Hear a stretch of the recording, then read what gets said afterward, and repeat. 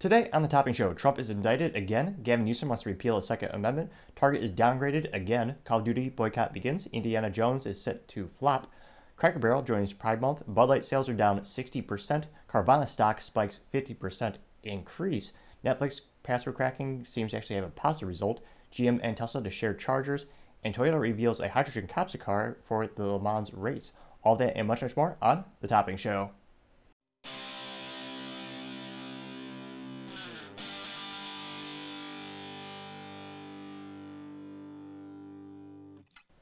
Thank you for taking the time to tune in today. Today's episode of Topping Show is sponsored by Topping Technologies. Topping Technologies is an IT value-added reseller and services company with a special proficiency in IT security. Heck, I see their founder at least twice today. Gotta say he's quite handsome and brilliant. He's me, that's the joke. If you're an IT leader or business owner, reach the team at sales@toppingtechnologies.com. Now, on the other hand, with more cultural news, you have Bud Light. Their sales were down 60% over Memorial Day weekend. And again, their stock is now down by $27 billion. This is coming off of a week in which they actually had a $15 mail-in rebate for packs of beer that cost $14.99. So yes, you do have to pay tax, and for Texas, it's 8.25% sales tax. But they were doing those promos. A lot of people were wondering, why would you have a mail-in rebate where you're losing money or breaking even? Well, there are a couple reasons.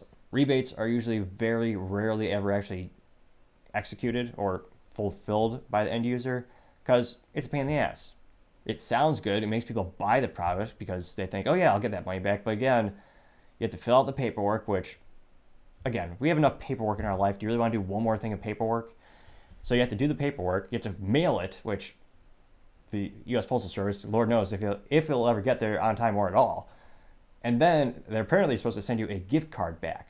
And again, with gift cards, those are actually rarely ever used. That's why a lot of stores love gift cards or selling gift cards, because they know the actual rate in which people use the gift card is very, very little.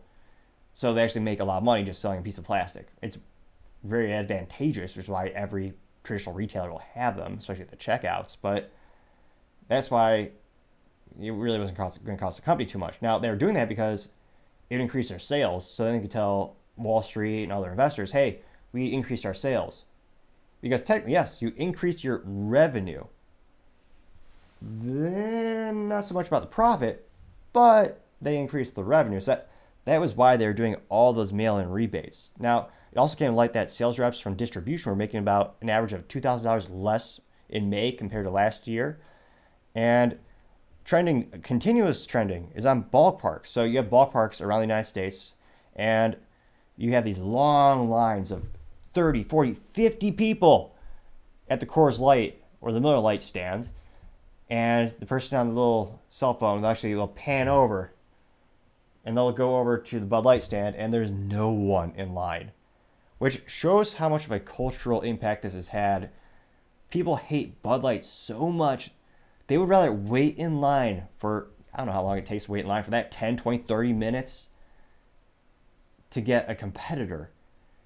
Like, if you're in a ballpark, and again, it's been a while since I've been there, but it's all about the speed. How quickly can you get back to watching the action on the field? And people were literally willing to wait all that time just because they hate Bud Light that much. And the cultural pushback has been that great because Bud Light thought it is a brilliant, prudent business idea to have a spokesperson whose average age, again, is in their teens and cannot legally purchase the product. Yes, that was not a very smart business decision, and that's perhaps going to be the business blunder of the decade. Now, Bud Light, in their defense, or rather, more accurately, Bud Light has chosen to go down the same path in terms of, it seems like they finally chosen the new direction where they want to take the company. For weeks, they were acquiescing from any responsibility and basically just hiding in their basement, sort of like a certain presidential campaign.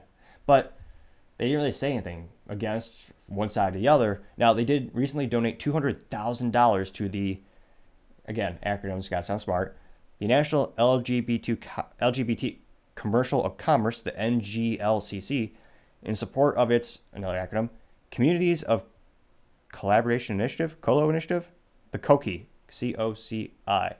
So they're starting to increase the frequency of their donations to the LGBT community. They've done that for many years, but it seems like they're going to continue that and increase it to use that as a marketing mechanism to further the point that they are targeting that community with their new marketing initiatives. Time shall tell to see it's well, actually, I was going to say, it's not a current good fiscal decision. That community is growing exponentially for a myriad of reasons.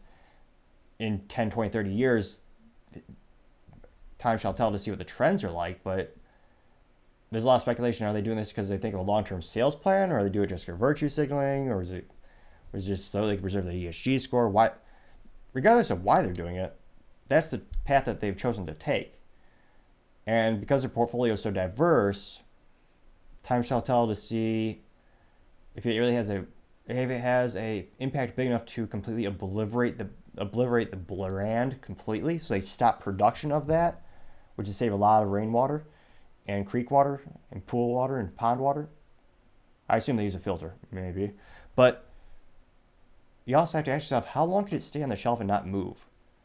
Because I suspect those companies, traditional grocery stores, are starting to get pretty frustrated because, again, they don't make a lot of money in terms of how much it costs per unit. It's a very small percentage, but it's all about aggregate, adding it up, selling, pushing product. If you have a product on the shelf that's not moving very frequently as it used to, or not at all, how long will you accept that fact before you exchange it for a product that does move much more frequently?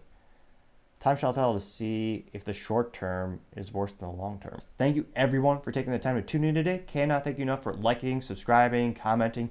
All the feedback is greatly appreciated. Also, don't forget to tell your family, tell your friends, tell your coworkers, heck, tell your enemies, tell anyone and everyone. Just stay safe and fight the good fight.